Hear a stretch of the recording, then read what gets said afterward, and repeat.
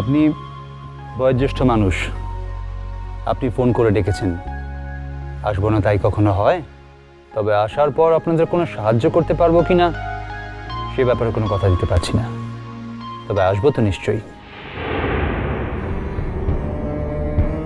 বাবা বিনায়ক, যা হওয়ার তো হয়ে গেছে, তুমি মনে কোনো কিন্তু রেখো নিকো। দেখো সব যাতে ভালোভাবে হয়ে যায়, আমরা যখন সে চেষ্টা করছি, তুমিও ঠিক কি ব্যাপারে কথা বলতে চাইছেন বলুন তো আপনারা? দেখুন, আমি কিন্তু এখনো জানি না যে আমাকে এখানে কেন আসতে বলা হয়েছে। আপনি কি কিছুই অনুমান করতে পারছেন না বেআই মশাই? দেখুন, আমি একজন সায়েন্টিস্ট। অনুমান শক্তিতে নির্ভর করা আমার কাজ নয়, আমার অভ্যাসও নয়। বাড়ির সবার এখন এই ইচ্ছে যে কাজল বউয়ের সম্মানেই বাড়িতে থাক। হঠাৎ আপনাদের পারিবারিক ব্যাপারের মধ্যে আমাকে জড়াচ্ছেন কেন সেটাই তো বুঝতে পারছি না।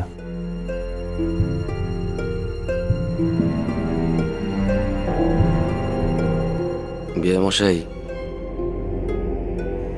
আপনি সেই মানুষ যার মাধ্যমে প্রথম আমরা ওকে চিনেছি। তো না, তাই বলছি কি, আমরা কি আপনাকে বাদ দিয়ে এই ব্যাপারটা নিয়ে আলোচনা করতে পারি? হ্যাঁ, মেয়েটিকে আমি চিনিয়েছিলাম ঠিকই, কিন্তু আমি তো আপনাদের ছেলেকে পরামর্শ দিইনি যে ও মন্দিরে গিয়ে কাজুর গলায় মালা পরিয়ে আসবে।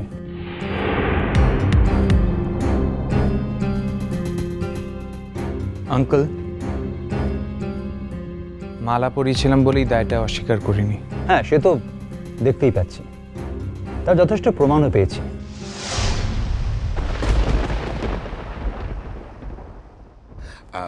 বিনায়ক, এই বুড়ো মানুষটা একটা কথা শোনো বাবা।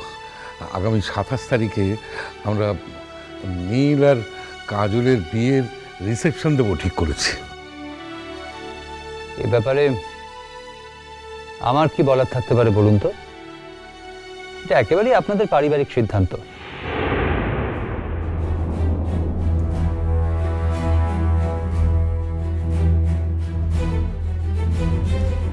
দাদু ভাই প্লিজ, বাপি যখন চাইছেনই না এই ব্যাপারটার মধ্যে জড়াতে, ওনাকে আর জোর করো না। আর বাপি যখন জড়াতে চাইছে না, তার মানে নিশ্চয়ই এর পিছনে অন্য কোনো কারণ আছে। আর সত্যি কথা বলতে কি, আমরা কেউই চাই না বাপি এই ব্যাপারে ইনভলভ থাকুক।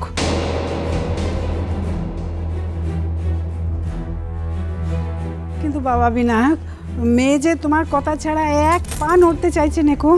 মেয়ে মানে কার কথা বলছেন আপনি? কেন কাজল?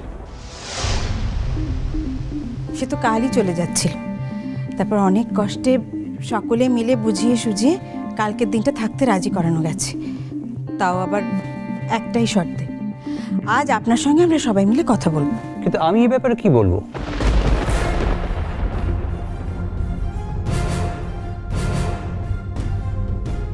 কাজল, তোমার বিনু মামুকে তুমিই বলো না সব। না,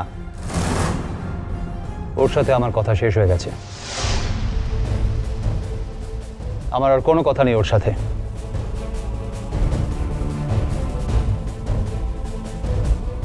বাপি, ও বাড়ি থেকে আসার আগে ও নিশ্চয়ই তোমার সঙ্গেও কিছু গন্ডগোল করে এসছে, তাই তুমি ওর ওপর এত রেগে আছো, তাই না?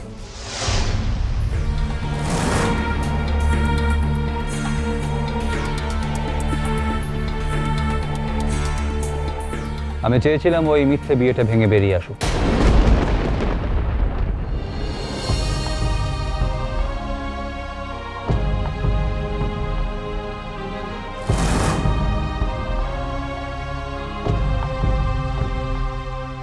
জীবনে মাথা উঁচু করে নিজের পায়ে দাঁড়াক, আর তার জন্য আমি ওকে সব রকম ভাবে সাহায্য করতে প্রস্তুত ছিলাম। কিন্তু সত্যিই বুঝিনি ও এত লোভী। কুকুরকে যেমন মাংসের টুকরো দেখালে 1000 বার তাড়িয়ে দেওয়ার পরে আবার ফিরে আসে, ও ঠিক তাই করেছে।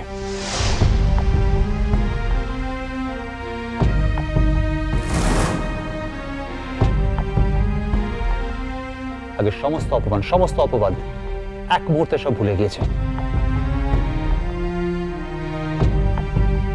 আপনি বলুন তো, এরপরেও কি আমার সাথে ওর কোনো কথা থাকতে পারে?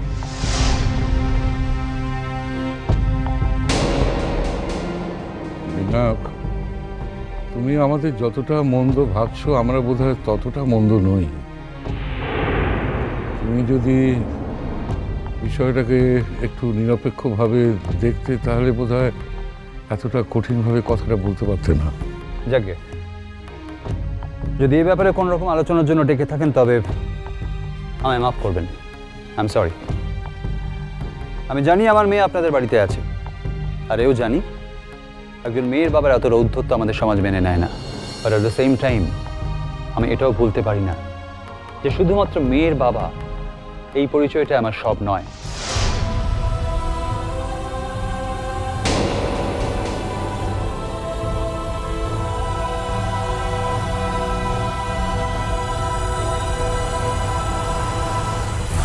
বেআই মশাই, এতক্ষণ আমি একটা কথাও বলিনি, কিন্তু আর না বলে পারছি না। যদি ছোট মুখে বড় কথা হয় তাহলে ক্ষমা করে দেবেন।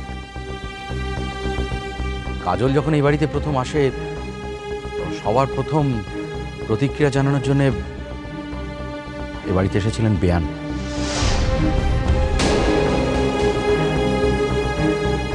আমাদের নতুন বউয়ের মা। তিনি তার মেয়েকে নিয়ে আমাদের বলেছিলেন যে এদের হতে আমাদের সাবধান থাকতে। কাজল আর কাজলের মায়ের সম্পর্কে অনেক দুর্নামও করেছিলেন।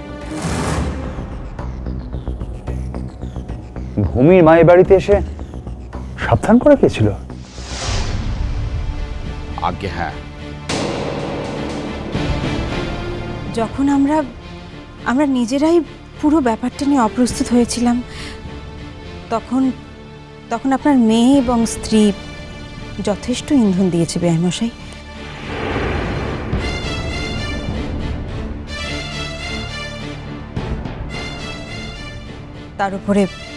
তার উপরে ওই ডিঙাভাসীর পুরোহিতদের আমাদের বাড়িতে চড়া হয়ে এসে অত কুকথা বলা। না না, মানছি অন্যায়টা আমাদেরই, তবু আমরা কেউ অতটা বুঝে উঠতে পারিনি যে কাজল অমন একটা মারাত্মক কাণ্ড করে বসবে।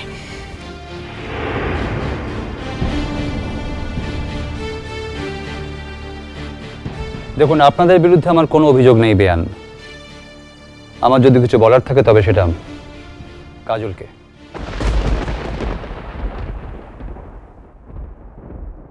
আসল কথা কি জানেন, দুজন মানুষ সমান সমান না হলে কখনো একসঙ্গে থাকতে পারে না।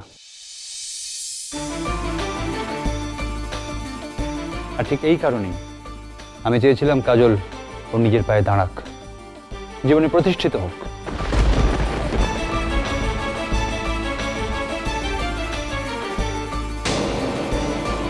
ওর জীবনে একই ঘটনা যে আবার ঘটবে না, সে কথাকে জোর দিয়ে বলা যায় না সমাজে। ঘটবে না বাবা, ঘটবে না, আমরা তোমাকে কথা দিচ্ছি, ঘটবে না। এই মেয়ে যে খাঁটি সোনা, সেটা কিন্তু প্রমাণ হয়ে গেছে গো।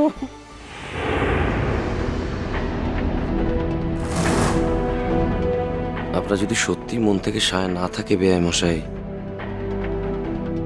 এক্ষেত্রে তো আমাদেরও খারাপ লাগছে। বেআই মশাই, আমার ছেলেকেও তো পরোক্ষভাবে বলছেন আপনি, তাই না? পরোক্ষ নয় বেআই মশাই, প্রত্যক্ষভাবেই বলছি।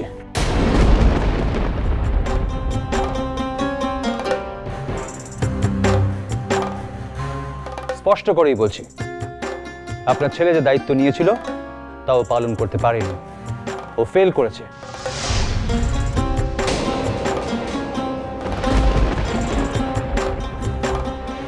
আমি কিছুতেই ভুলতে পারছি না যে আর একটু হলেই এই মেয়েটা মারা যেতে পারত। বিনু মামু, তোমার সাথে আমার কোনো কথা নেই। আমার আছে বিনু মামু, আর আমার সেই কথা তোমাকে শুনতেই হবে আজ।